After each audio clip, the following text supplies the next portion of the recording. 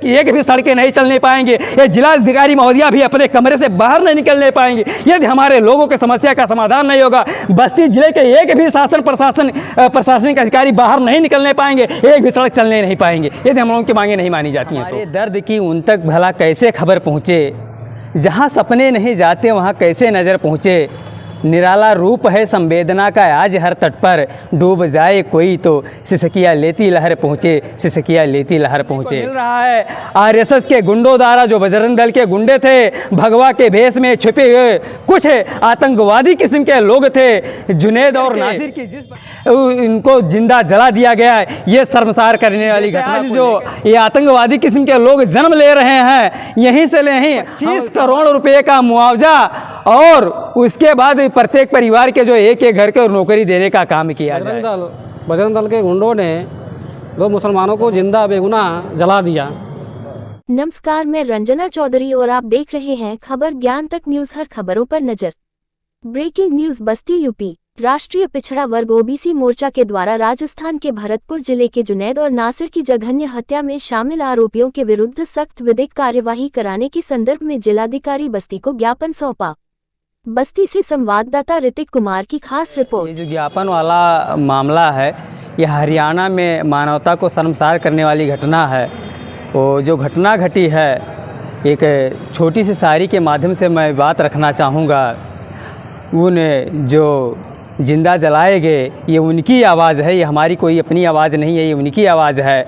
हमारे दर्द की उन तक भला कैसे खबर पहुँचे, जहाँ सपने नहीं जाते वहाँ कैसे नज़र पहुँचे।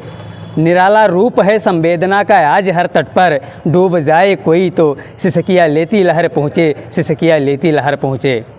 आज देश में जो माहौल खड़ा हो गया है, मानवता को शर्मसार करने वाला, आज आदमी आदमी से परेशान है। जो घटनाएं इस तरीके से बन रही है, देखा जाए तो यह पूरे देश में ऐसा माहौल कायम हो चुका है कि शांति का माहौल बचा ही नहीं है। बारी बारी से सबका नंबर आ रहा है और हमारे लोग जग भी कब रहे हैं। जब कोई किसी की हत्या हो जाती है, किसी की किसी का रेप हो जाता है, जब कोई बहुत बड़ी घटना घट जाती है, तो हमारे जैसे तमाम ऐसे लोग इस बैनर के माध्यम से, ज्ञापन के माध्यम से आवाज़ उठाने का तब काम करते हैं। लेकिन यदि इसके पहले हम लोग एकजुट हो जाएं और इकट्ठा हो जाएं, तो शायद ऐसी घटना का फिर से जन्म ना हो। क्योंकि यदि हम इकट्ठा होते हैं, यदि इकट्ठा होकर के लड़ने का काम करते हैं, तो जो घटना आज सुनने को मिल रहा है आरएसएस के गुंडों द्वारा, जो बजरंग दल के गुंडे थे, भगवा के भेष में छुपे हुए कुछ आतंकवादी किस्म के लोग थे, जुनैद और नासिर की जिस प्रकार से हत्या कर करके, और वो भी पुलिस के छांव में, एनआई के लोगों ने रोका, गाड़ी को रोका, एनआईओ के लोगों के द्वारा और बजरंग दल के गुंडों के द्वारा उनको मारा पीटा गया। और मारने पीटने के बाद जो है उनको थाने ले जाया गया। थाने में जब सच्चों ने लेने से इनकार कर दिया, तो फिर वो लोग बाहर लेकर के आए। तब तक उनकी मृत्यु हो चुकी थी। उस लाश को ठिकाने को लेकर के इनको जिंदा जला दिया गया है। ये शर्मसार करने वाली घटना को लेकर के हम लोग नासिर और जुनैद के समर्थन में ज्ञापन देने का काम कर रहे हैं। अभी आप कह रहे थे कि इकट्ठा हो जाएंगे तो समाधान हो जाएगी। जी, क्या फार्मूला है इकट्ठा करने का, कैसे करेंगे? जी, इकट्ठा होने का मतलब भी मेरा ये है कि यदि हम लोग जिस प्रकार से जहां हजारों की संख्या में इकट्ठा हो रहे हैं, जब ऐसे समय में समर्थन में यदि पहले से हम लोग इकट्ठा होने के काम करें, कि जैसे आज जो ये आतंकवादी किस्म के लोग जन्म ले रहे हैं, यहीं से नहीं, हम सामाजिक दृष्टि से भी हम लोगों को इकट्ठा होना है, राजनीतिक दृष्टि पे हम लोगों को इकट्ठा होना है। ये धर्म के राजनीति कर करके यहाँ धर्म के ठेकेदार बैठे हुए हैं, हम लोगों को लड़ाने को लेकर के। यदि हम इकट्ठा होते तो जो धर्म के ठेकेदार हैं हम लोगों को लड़ा नहीं पाएंगे। यही तो मेरा सवाल था, कैसे?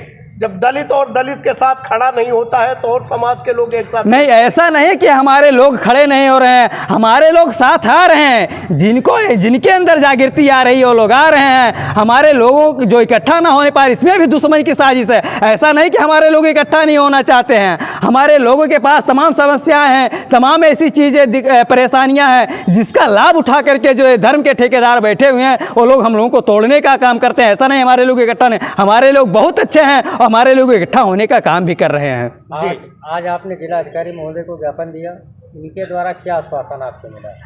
आश्वासन अभी तो हम लोगों चूँकि स्टोनो साहब ने रिसीव किया, लेकिन जो हम लोगों की मांगे हैं कि इसमें जो लोग शामिल हैं, सबसे पहले चीज़ के फास्ट ट्रैक मुकदमा के तहत तत्काल कार्रवाई सुनवाई हो और इनको फांसी की सज़ा हो। और इसमें जो संलिप्त आरोपी हैं, पुलिस विभाग की जो खुफिया एजेंसी भी शामिल है, इनको भी तत्काल नौकरी से निकाल करके निलंबित करके और उसके बाद इनके भी ऊपर 302 का मुकदमा पंजीकृत किया जाए। और जो तीसरी मांग है, चूँकि ये जो जुनेद और नासिर हैं, ये अपने घर के जो क्या मुखिया के रूप में थे, इन्हीं के द्वारा पूरा परिवार चलता था। तो हम लोग ये भी मांग इनसे रखे हुए हैं कि इनको 25 करोड़ रुपए का मुआवजा और उसके बाद प्रत्येक परिवार के जो एक एक घर को नौकरी देने का काम किया जाए। आगे की रणनीति क्या है? आप ज्ञापन दे रहे हैं, देश में तमाम जगह पे जो है इस समय हो रहा है। अगर आपकी बातें शासन प्रशासन ने नहीं माना या इस तरह की कोई बात आती है तो अगला कदम आपका क्या होगा? देखिए, अगला कदम वाला जो मामला है, ये ज्ञापन जो केवल बस्ती जनपद में ये राष्ट्रीय पिछड़ा वर्ग मोर्चा तमाम संगठनों दे रहे हैं, जो वाम सेव के आपछूट विंग है, ये पूरे देश में चला। यदि हम लोगों की मांगें नहीं मानी जाएंगी तो आने वाले समय में हमारे लोग आंदोलन करने को बांध होंगे। और जिस प्रकार से इस घटनाएं घट रहे हैं, आने वाले समय में देश की एक भी सड़कें नहीं चलने पाएंगे। ये जिलाधिकारी महोदया भी अपने कमरे से बाहर नहीं निकलने पाएंगे यदि हमारे लोगों की समस्या का समाधान नहीं होगा। बस्ती जिले के एक भी प्रशासनिक अधिकारी बाहर नहीं निकलने पाएंगे, एक भी सड़क चलने नहीं पाएंगे यदि हम लोगों की मांगे नहीं मानी जाती। ज्ञापन सौंपा वो राष्ट्रीय पिछड़ा वर्ग मोर्चा के बैनर से ज्ञापन सौंपा, और ज्ञापन वो था अभी हरियाणा में एक घटनाएं हुई, जिन घटनाओं को लेकर के ये ज्ञापन दिया गया। क्या प्रकरण है जो हरियाणा में? ये प्रकरण ये है कि 2 मुसलमानों को जो आरएसएस का आपछूट विंग है, बजरंग दल के गुंडों ने 2 मुसलमानों को जिंदा बेगुनाह जला दिया। उसके विरोध में हम लोग जो है धरना प्रदर्शन और ज्ञापन का कार्यक्रम था। अभी हम लोगों ने ज्ञापन दिया। इसमें आपकी मांगे क्या क्या? हमारी मांगे ये है कि उनको जो ये घटनाएं हो रही है, इन घटनाओं पे रोक लगनी चाहिए और जिन लोगों ने की है उनको कड़ी से कड़ी सज़ा हो। इन मांगों को लेकर के धरना प्रदर्शन पूरे भारत में चल रहा है।